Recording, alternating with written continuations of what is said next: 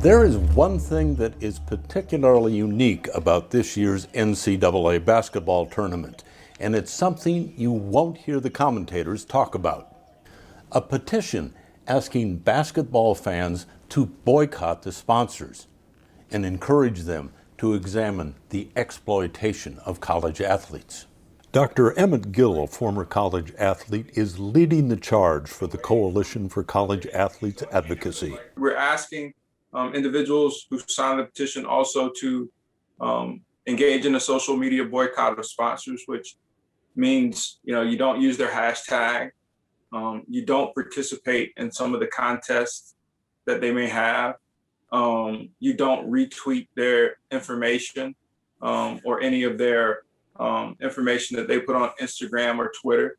And also we've asked individuals who signed the petition to also feel free to write these companies. So we provided that information as well. What response have you gotten from any of the sponsors, if any? Unfortunately, we haven't gotten any responses, from the sponsors. We've each week sent them a different email or fax. Our last correspondence with the sponsors was to ask for a meeting with their chief diversity and inclusion officers, and we haven't heard anything. What are some of the problems that need to be addressed? As the petition points out, athletes devote 40 to 50 hours per week on their sports and are forced to prioritize sports over school. Almost 3 out of 5 athletic trainers reported pressure from an administrator or coach to make a medical decision that was not in the best interest of a college athlete's health. And then there is money. As the petition says, college athletes are decorated in corporate logos to promote commercial brands which fairly support college athletic programs, but the athletes are unfairly denied the ability to use their own name, image, and likeness to earn money.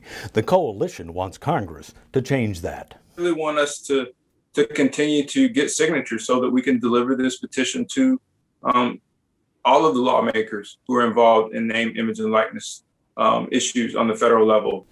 Emmett Gill says it is time for athletes to speak up. It's time for athletes to speak up, absolutely.